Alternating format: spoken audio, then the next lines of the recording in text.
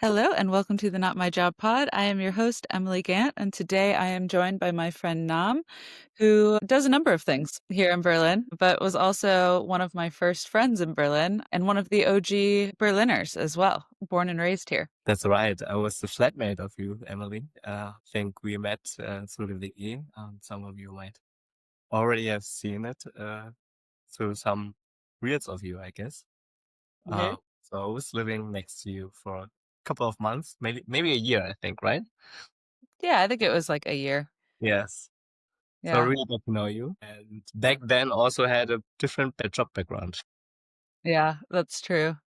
So, because when we were living together, you were working in like venture capital, right? Yes, like solely. And Mhm. I think we will touch this later, but now I have to juggle in between two different positions right now. So now, in addition to, I don't want to talk so much about the venture capital job Yes. today, because I would say that's like tech adjacent, but I am interested in the two spas that you've opened up in the last year and a half. How long has it been? Yeah, I think it was, yeah, a year, a time span of a year, basically. Run through really fast. But yeah, it was a year. That's just insane to me because, yeah, I remember. Maybe it was this time last year. We went out to dinner and you were showing us photos and you're like, this spa is going to be ready in a month. And it was like still under construction. And then a month later, it was totally ready. Yes, I still remember the time very, very in detail because it was such a rushing time, and I think I wouldn't have done it so fast when I wouldn't have something who was pushing me, which is my wife. So she was really into opening up a spa. Maybe some backstory out of this.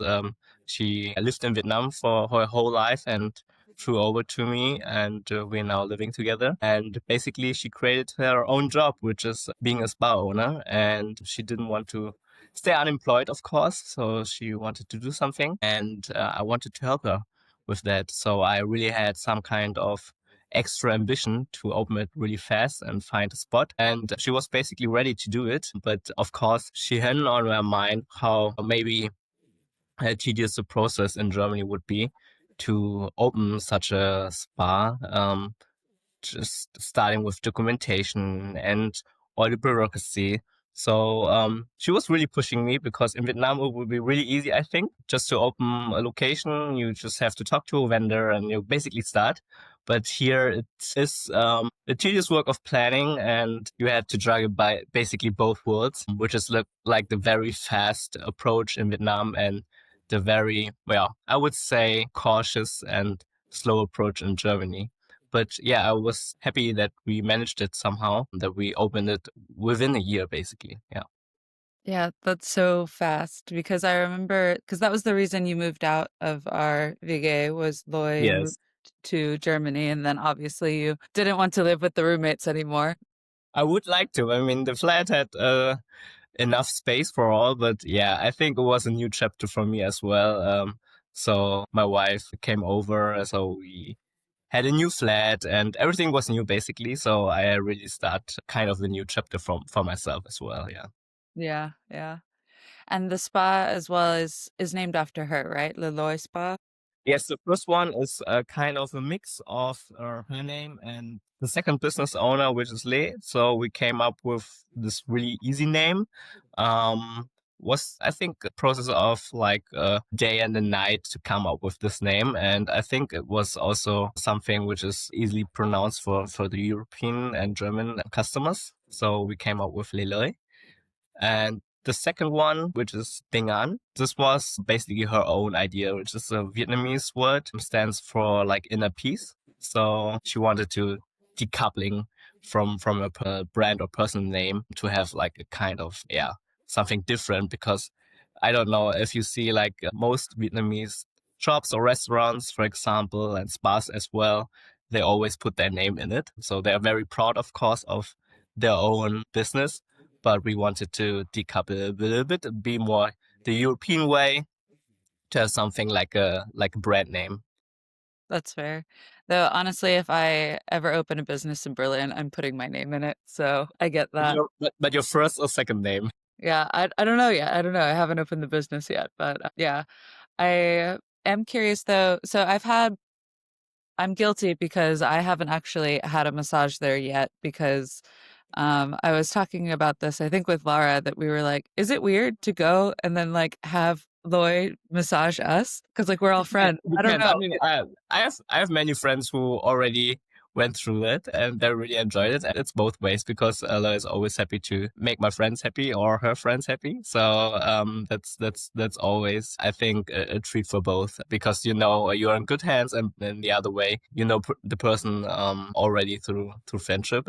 I think the communication is also easier than if you wanted the massage that it's basically personalized then. And I think didn't you went to the first spa from us, the Lele? Yeah, so I went to the when you had the opening party, I went to the first spot and Yes. then I've told a lot of friends. So this is the thing. I always again, it's not Lloyd doesn't feel awkward, I guess, but I feel awkward like, oh, does she have to massage me? She knows me. And then I recommended to some friends to go to the spa and all of them were like, that was amazing. And everyone who's been has been back multiple times. And so it's just funny. I'm like, I need to go, but I haven't been yet. So You maybe, should. I think that's the first task you should do after introducing all the folks to the of your podcast. And yeah, you should definitely try at least or already this year. I think because you have to treat yourself. yeah, okay. I'll go before the end of the year for sure. But as far as the two spas, how do you guys, because yeah, now Loy is managing yeah two spas and then you as well are working in both spas plus your day job. Yes. How like yeah, I know you have family members that also help and obviously employees, but like how do you do this? So, How do you find so, time? so to be honest, the first spa is now being managed by like our business partner. So basically yeah, just doing check-ins now and then, so that is basically not the massive load of work there anymore. But with the second spa, I mean, we have a great learning curve with the first spa. So for me and also for Loy, it was like the first time doing this, right, opening up a spa in Germany, in Berlin, which I already said, it takes a lot of work with bureaucracy, with like German authorities, Finanzamt, Bauamt, Ordnungsamt, which I never had contact before in that context. And yeah, it was a steep learning curve with the first spa already. So we could implement or adapt to that, and we had a really good process for the second one. And for the second spa, we managed to open up it quite fast, I would say. And we were also very lucky with getting a renting or a location which is very supportive, because the renter is basically from the government and they are very supportive and introduced all the documents we needed. So that was less of the headache compared to the first one. But besides that, yeah, it's a good question how I juggle that. Sometimes I don't know, because you can imagine I have like a normal schedule with my common work, and then there's like I would call like a shadow schedule, which is basically my wife calling me with some kind of ad hoc problem, and I have like a backlog to-do list with the spa, and I always try to like find if normally if a person does her break or take a coffee, I would then do this kind of backlog work Yeah. and trying to do calls for the spa or basically writing emails to the authorities. And most of the job I'm not doing. This is my wife doing, because she does the hard physical work. So I'm very happy that it's kind of a teamwork, I guess. So alone I wouldn't be able, but also on the other side, I think she also heavily relies on me, because her German is not so good yet.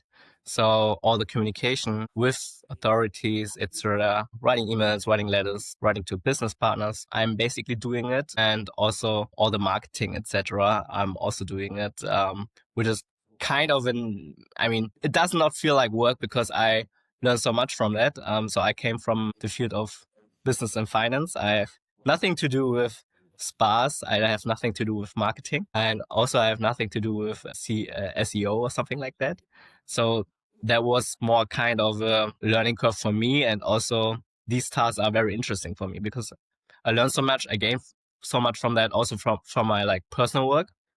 So this feels like a side project, which is really fun. On the other side, there's very much on the line, of course, because we put a lot of resources in and also a lot of time and sweat. Yeah, I think with that combination, you just have to spend time and invest time, your personal time, basically into this. Since then, I think it's really hard to find like a free spot to do like something different. Like I think my friends suffered a lot. I met them not that regularly anymore. I think you know what I mean. Also to find like this appointment to schedule this podcast was really hard, I think, compared to like maybe a year ago. That would be quite easy. So yeah, I think it's just mix of personal motivation, of course, because it's some kind of your own baby, your own thing, which feels a little bit obviously different than working for a company or for something else or someone else. I think this gives like extra motivation, of course. Yeah, I think it's always to an extent possible to mix things together in the work schedule because it's not like today that you're constantly working with your project or with your like main work like all the time. You always find like this small small tiny spots in your schedule. And also yeah, there's like Feierabend, of course, yeah, in my daily job, and then like the other job begins. So it's of course not a 9 to 5 job anymore, so it's like constantly having something to do, Mhm.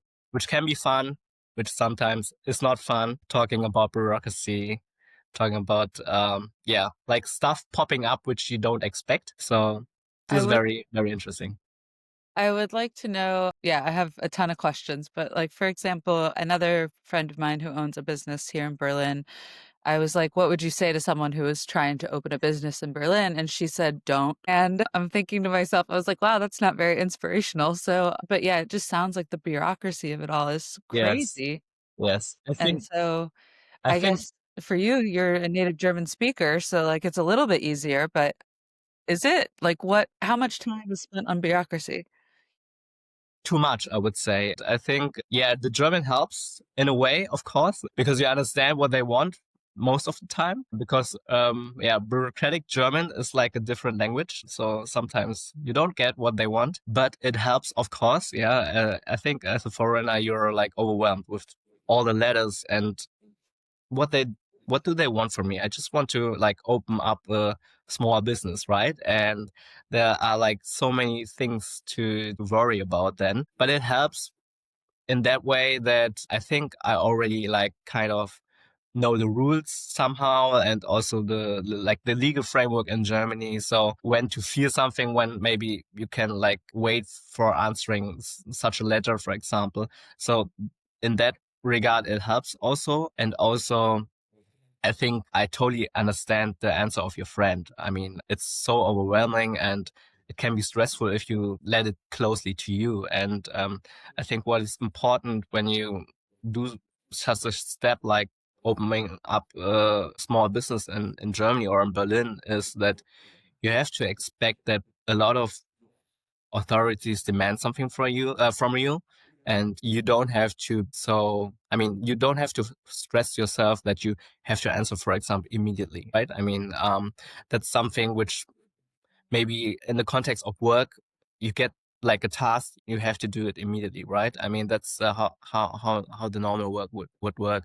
But with authorities, it's like a different kind of beast, I would say, because they have time basically. I mean, of course, they demand that you answer the letter within like a time span, but they have so much on their table, you know that they won't be able to look at it at least in that time frame as well. Also, communication helps. Sometimes you just take the phone and call them and ask them. Most of the time, they're quite friendly and supportive because on the letter, if you read it, there are no emotions. It's very bureaucratic German and it very sounds dangerous somehow. Yeah. Yeah. They will cut something off if you don't answer. You have to fear a penalty payment or something like that. But what are the different offices that you have to get permits from? Like, or who do you have to deal with? Does So with the German name and then what they are in English? yes, the Bauamt, which is, I think in English, it's Like, everything which has to do with when you build something, okay, so basically. like there's a Bauamt, yeah, constructions the bureau, I construction guess. bureaucracy. Um, and they have to deal with things where you think, okay, why they have to deal with it? For example, we just rent like a location, of course. We don't basically build something new, right?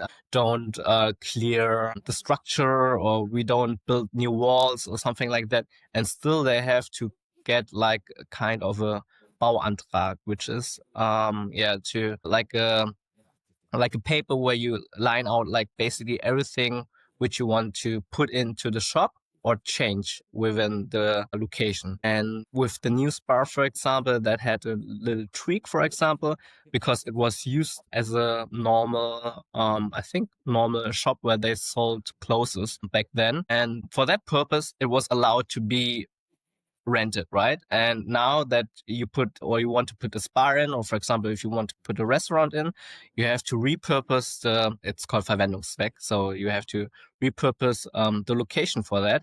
And Mhm. for that, you also need like kind of an extra, like an extra from like, yeah, you Antrag, and takes time and takes also money, of course. And you have like your own timeline. For example, you want to open up, let's say in 2 months, but those folks are saying, okay, you can't do it before we just, yeah, Oh, they have to sign off. yeah, they have to allow you that, and they have to screen the Antrag, and before they haven't done it, you are basically legally, as they say, not allowed to do anything, right? And so that's where like the stress begins, and also where you have to juggle a little bit. Because if you hear what they say and do like 100% complete correct, as the German authorities say, I think you go bankrupt. That's my opinion. So you have to Right. be a little bit more, yeah. Like the guy on the telephone, which is a really funny conversation, he recommended it to me at least, and he works there. Maybe just do it like Elon Musk. And how he does it is like he just starts and basically waiting for the authorities to step in afterwards. So you have to do it in parallel, and of course, you have to fear maybe some consequences, but I think the worst consequence would be not able to opening up and lose money basically on the way, waiting for the authorities to answer. And I think this uncertainty can be really stressful and demanding for someone who is used to like from an office job where people are always motivated to get you through the line and help you to bring you all the deliverables. And here it's a different kind of yeah, partner, which is basically the authority with the German state. So this is the Bauamt. There's also No, but wait, Ordnungsamt. wait, wait. So that is crazy though. So like basically this guy at the Bauamt was like, look, it's not going to be approved in time.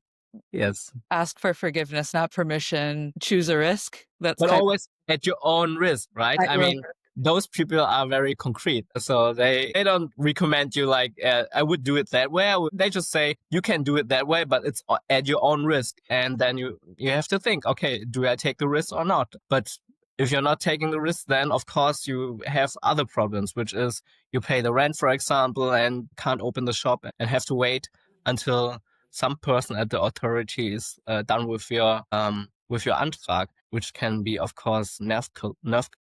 Yeah. That's crazy. Okay, I'm loving this so far. So then, okay, so that was like the Bauamt for construction and anything that you need to change in the venue. Yes.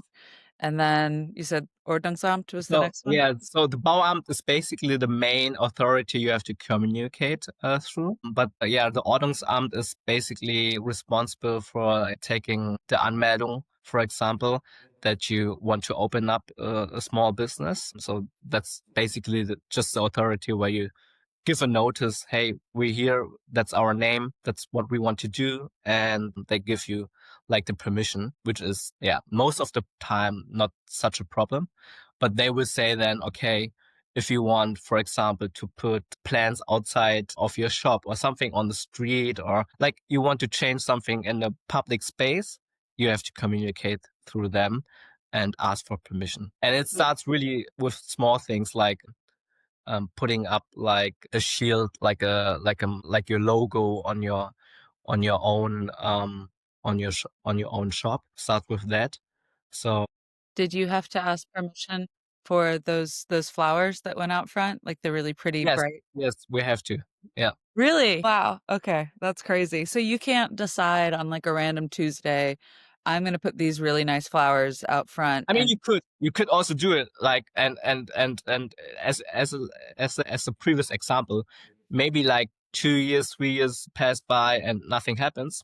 Could happen, but there are like people like very bureaucratic people or like very like old-fashioned German people who just like from the neighborhood maybe they see something and they don't like it in their opinion or like they just don't like it and they will tell the Ordnungsamt, for example, and then you get a letter and have like a problem, of course. Yeah. yeah. So it's always better, of course, to anticipate, but as someone who's like doing it for the first time, it's impossible to know all this stuff, right? I mean, that's also, I mean, there's a big Vietnamese community here, and they, as you know, have like many restaurants, etc. And most of them are also not aware because of the language barrier, of course, and also because in Vietnam, you just do, right? I mean, there are not so many regulations, and here basically everything is some kind of regulated, which is good and bad in some way, of course. And with that, in Germany, you always can think if you want to put something outside, be it on the shop, be it on a wall, you still have to maybe ask for permission. And Well, but what's crazy is, and I'm sure, well, I don't know actually about Vietnam, but like in the United States, we don't have a public, like, because Ordnungsamt is literally like yes, public order, like the order office. yes. So we don't even have one of those in the United States. I don't know about Vietnam if you have a order I office. don't think so. I don't think so. I mean, I would be very surprised if they have it. I think. I mean, it's kind of.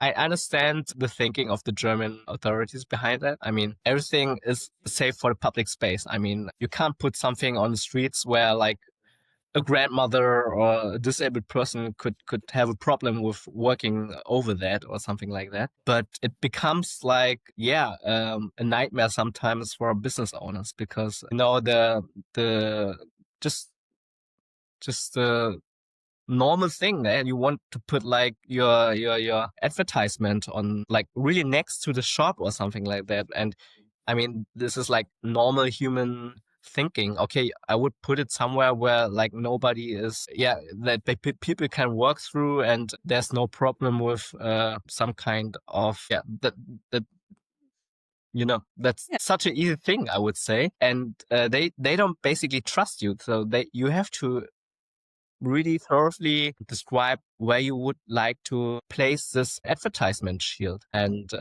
then you have to wait 2 weeks or something, and maybe they answer you. And I mean, the normal human nature would say, just, I need to advertise my shop. I just put something out of my, on the street, out out the of my window. shop. Yeah. And that's fine. And Not in Germany.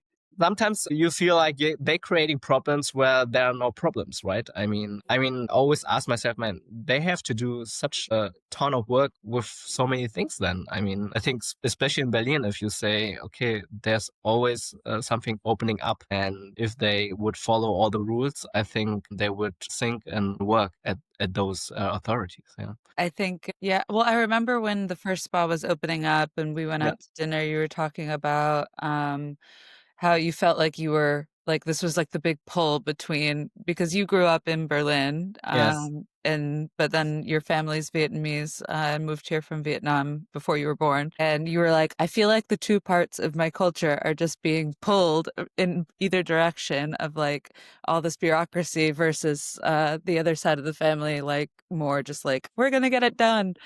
So I'm curious kind of how those two things from your perspective kind of work together or sometimes work against each other? You were Yeah, stressed. The German side of you was stressed. I remember that.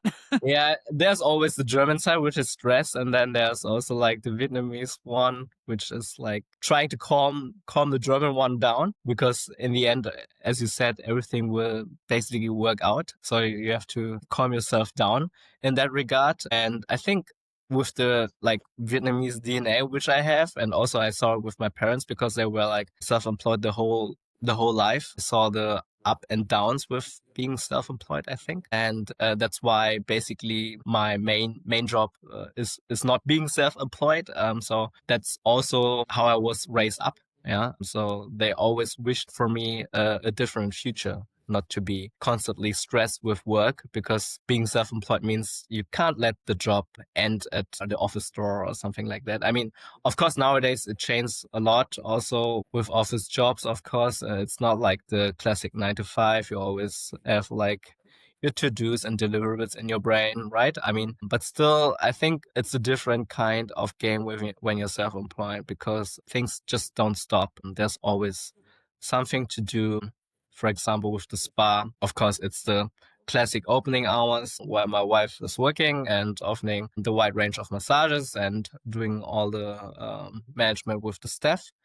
But over that, you have like taxes and documentation, and also, yeah, basically also, yeah, sourcing stuff, which is also really tedious work. So, So we had the Bauamt, the construction yes, order. Yeah. So the Bauamt, this construction, Ordnungsamt, public order office, Finanzamt, taxes, IRS of Germany. Any others that you were like, what is this office? yeah, Finanzamt, have I mentioned? So Finanzamt is like Yeah. the one which everybody fears the most, because it has to do with the money. This is like they have the biggest leverage, I think, because they just can, yeah. If you do something wrong, you're like kind of with one foot in the prison, as you feel like, right? So Finanzamt is like something where I think the most respect lies in. And for someone who has not a finance background, I can imagine this is even harder, because it's so hard to understand, even if you have like, you have to have a Steuerberater, which is like a tax advisor, Mm. and like external accounting, for example, also like a tax bureaucracy. Most of the time they do both of the things, but still it's very hard to understand if you don't have a finance background at all, to even understand the demands of the advisors, for example. So this is very demanding, because then you have to not only worry about, okay, how you want to set up your business, Mhm. get customers, do it everything well. No, you have to really be very cautious about doing your accounting right, and doing it right is, I think, nearly impossible, because, yeah, basically there are so many new rules, of course, which I can understand, to prevent money laundering, etc., which makes it like for a small business owner very hard to comply to everything, because normally you just don't have the energy anymore, and also not the capacity to think about all the steps thoroughly, because normally you just want to focus on your business, and that's some kind like, and that's why I need to help my wife, and I like to help my wife, and I think it's nearly also impossible to do it really independently. I think it's good that we kind of act in a team. So comparing to my parents, they were not only self-employed, they were working together like their whole life for 25 years. Now, not anymore, but with that, there was a lot of discussions during my childhood, which I also experienced, just where my parents were arguing with each other how to do business right. And that was also very, yeah, influencing, I think. Mhm. But on the other hand, somehow I still like, my Vietnamese part was not dying out. So I was always telling me after my studies, I want to pursue some kind of self-employment and entrepreneurship or something like that, besides like having a stable job, employed job, because of course being employed has also its downside. And I think now, with having both, I think you can take the best of both worlds, but also you have like the worst of both worlds sometimes. Yeah. But But do you think that you will Like, I don't know, like what's in the future, Are you like, all right, let's do 10 of these spas and we're gonna keep opening them and they're going well, and then I get to quit my day job and just do this. Like, what is or is there a goal or I I mean, with the first bar, I told Loy I never gonna do it again. So, and now we're sitting here having done it twice.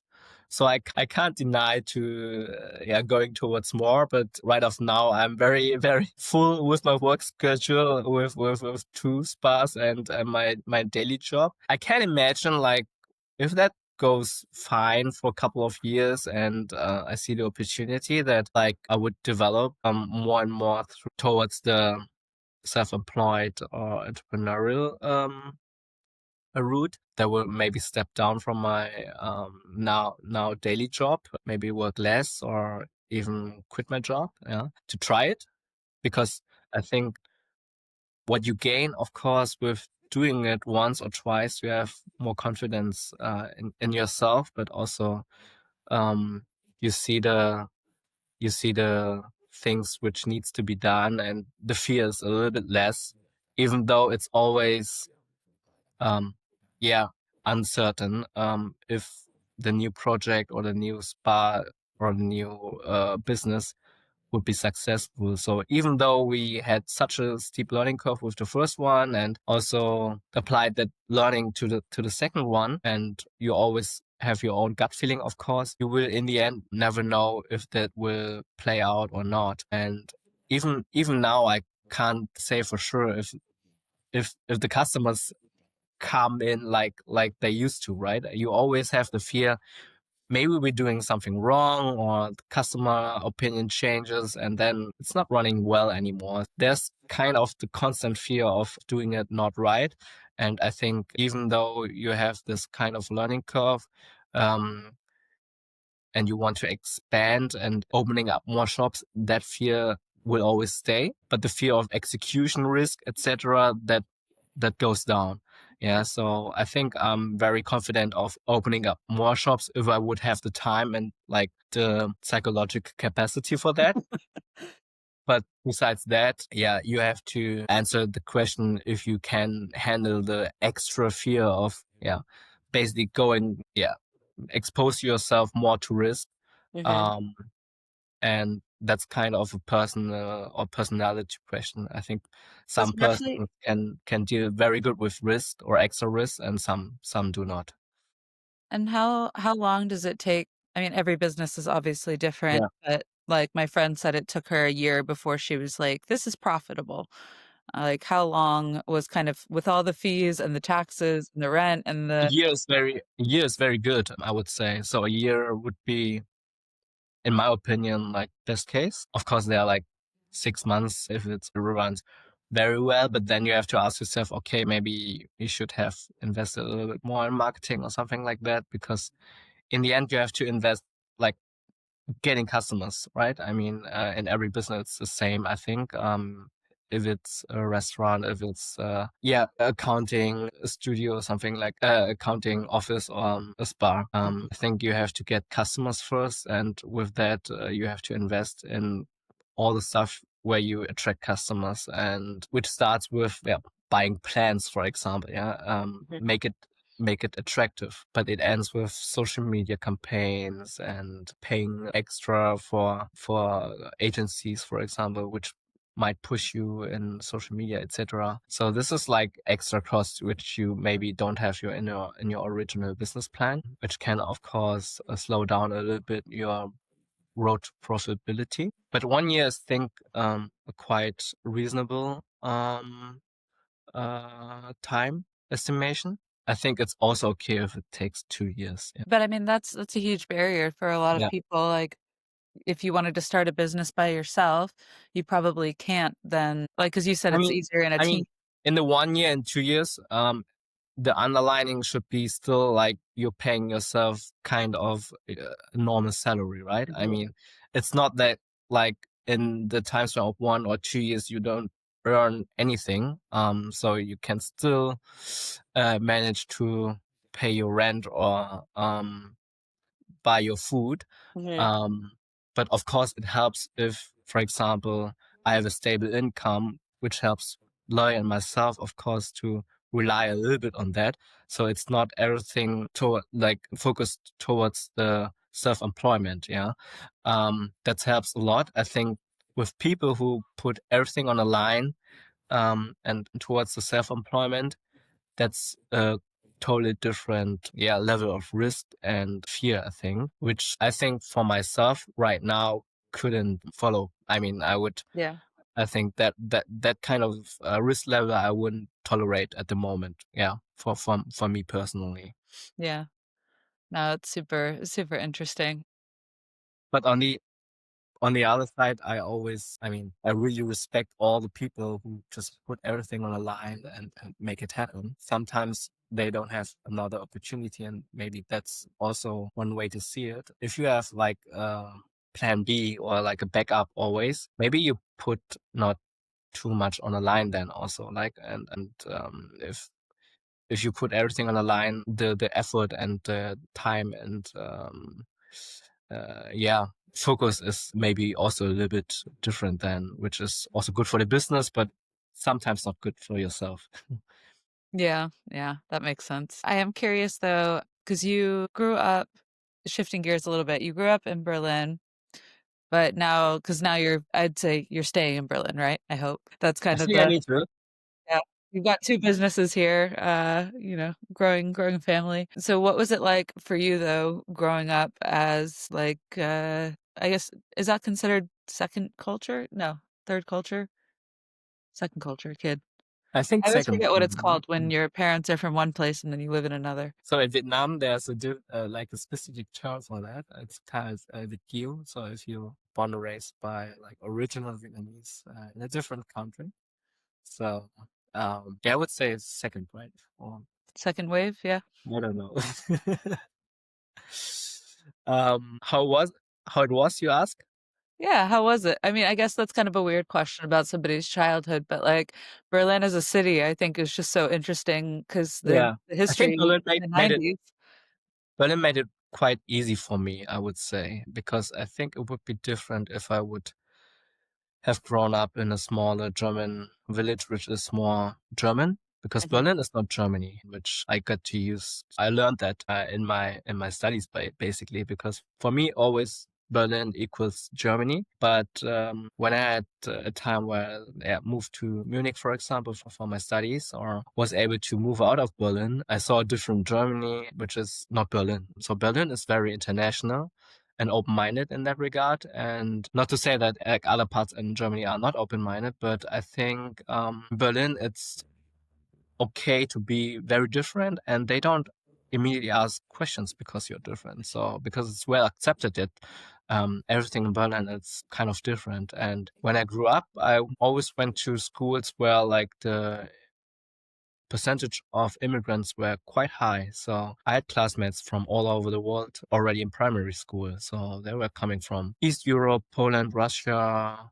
but also Asia, like Vietnam, Mongolia, Africa. So it was always like a mix of cultures, which I think I really liked going to school back then because of that, because I didn't have to feel different because of my Vietnamese heritage.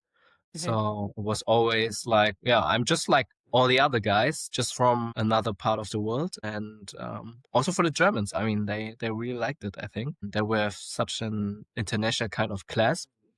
And yeah, later in like high school was the same. So I think Berlin was the ideal place for me not to feel like different in that regard. Also, I grew up in like the district where most of the Vietnamese people would live in Germany, which is in Berlin-Lichtenberg. So we had like always kind of a big community around us or around me. So there was always like for me two worlds. Like there was Berlin, Germany, but there was also like Vietnam, which is my family and all the people from the community which were surrounding us. So you always had like from the start of my life, I always had like the Vietnam feeling and the German feeling, which never basically stopped because my wife is also from Vietnam. So it's always like 50% this, 50% that, and I think that has never stopped for me. I remember once though, when I was talking to you about this, you mentioned that food as a kid was like one of the biggest things that you were like, Mm. there's a big difference here as far as like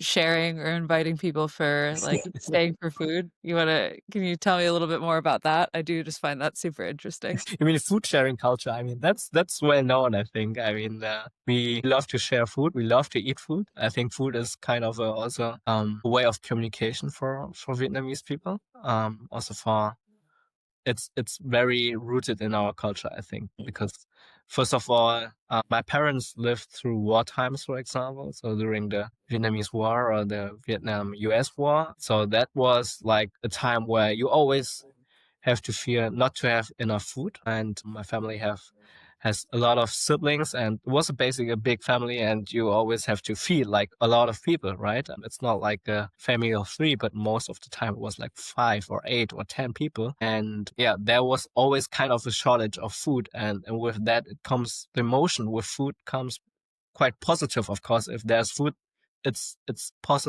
positively associated. So if you have food, you're doing well, right? Yeah. And I think that is kind of a really strong emotion with having food, and that's why you always want to share it if you have it, because you want to share that positivity in your community with your friends, with your family, and I Do the think that's. Germans share food the same way?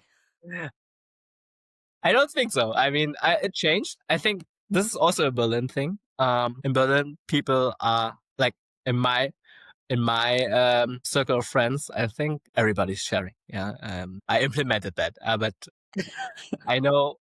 Of course, people are raised up differently, have their own culture. But I think with the Asian culture, it's very common that you, of course, share your food and also taste and try out the food of the others, just to show the sign of respect that you are interested at first. And the other way is like, yeah, accept like the treat and positivity you're getting offered basically. And also there's like a little joke within the Asian community how parents would communicate through food with you. So most of the like Vietnamese parents don't say, "Hey, I love you. I really love you." To the child, no, they just give you a plate of vegetables or fruits, and that's how they show love to you. And that's basically also a way then to show your friends or family that you really like them and love them, just to share food and yeah, eat something together. Are there any other kind of like big, I remember, yeah, just from our conversations, I think food culture was one of the big differences that you had mentioned, like growing Yes. up German, Vietnamese, like are there any other big ones that you're like, whew, that is different? I mean, there are a lot of things, but it's really hard to name them individually because now I'm getting like so used to it already. But I think Or maybe things that like Loy noticed when she came yeah, to yeah, Vietnam. that's what I want to mention because when Lai comes went came to Germany, of course she was the first person to name out all the things, and I mean she got to know me, of course, before, so she knows that I'm basically half German or German in her eyes.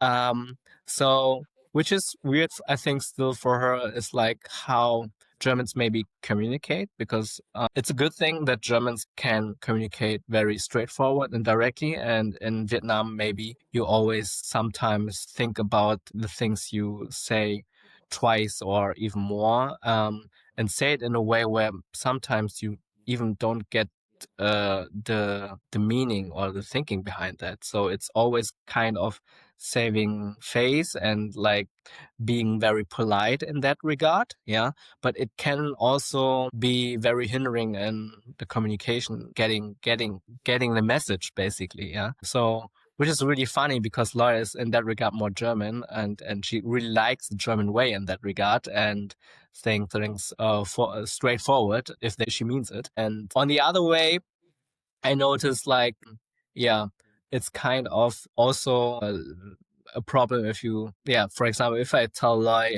there's a problem, you have to do it maybe differently, it always counts as kind of personal critique. And with that, I think I also noticed it with my parents. It's really hard to get through this being offended barrier because you mean it constructively. In Germany, it's, I think, very, very easy to just give you feedback and critique. But I think in Vietnamese culture, it's still a thing, and you have to package it somehow that it's easier to digest, and that the person who you want to message that doesn't feel offended by you. Yeah, talking about that, that's a thing.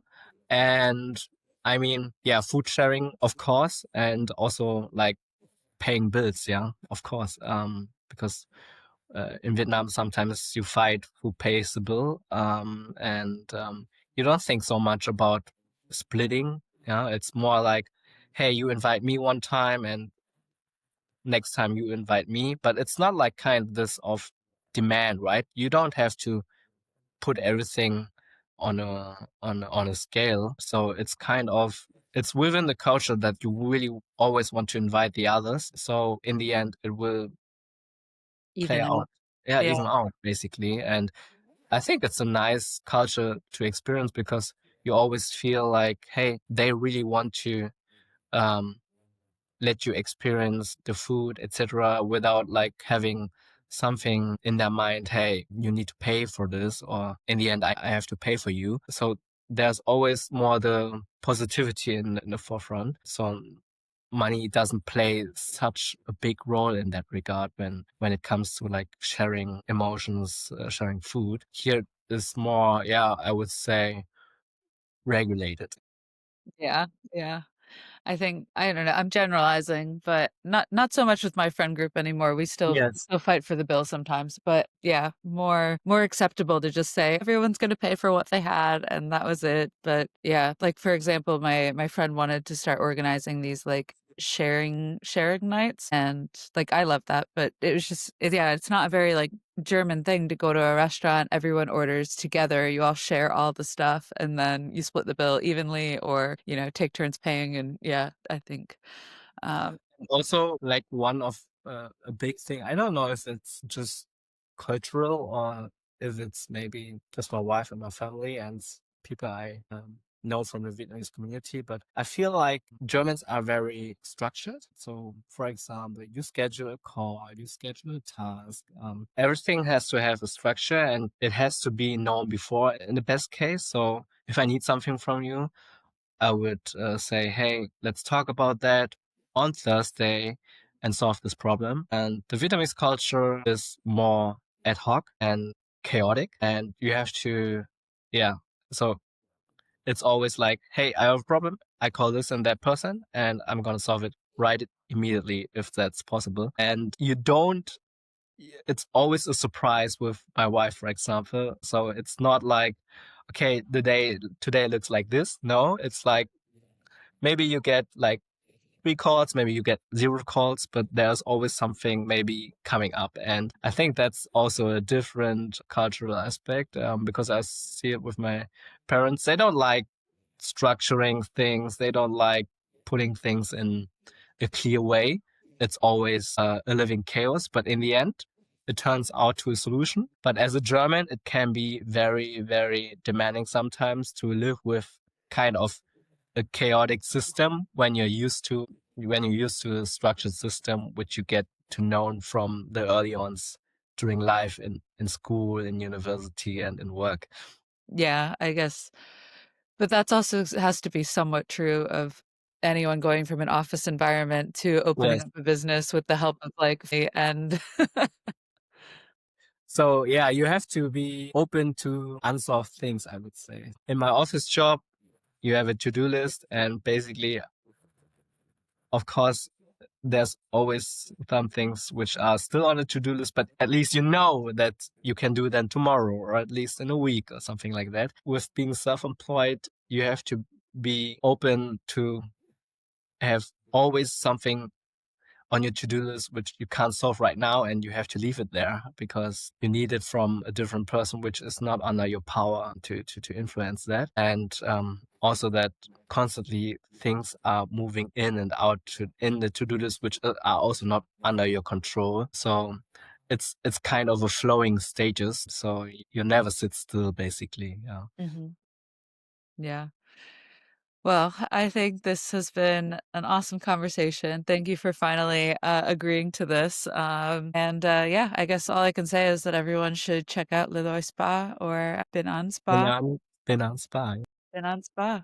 And so the first one's located in Maringdam and the other one's in Pankow, right? Pankow at Vineta Straße, which is kind of the border of Prenzlauer Berg and Pankow. Okay, So who is living in Mitte and Prenzlauer Berg should reach it quite easily with the tram or subway. perfect. And then also I'll make an appointment too. Which one should I make my appointment at? I think in December for the next couple of weeks, there's still open spots for you. Okay. I like how you're like, well, you can try to get in. Yeah. I think you should try the head spa because the second one also offers head spa and it's not only a massage, you get like hair and face treatment as well. So you can Okay. relax your whole body. Okay. I'm gonna book that right after this call. But thank you, Nam, for all the details on opening a business in Berlin and Thank you. growing up here, being my original Berliner friend, born and raised. And yeah, I'll see you for dinner Thank you. tonight. See you for dinner tonight. Bye bye.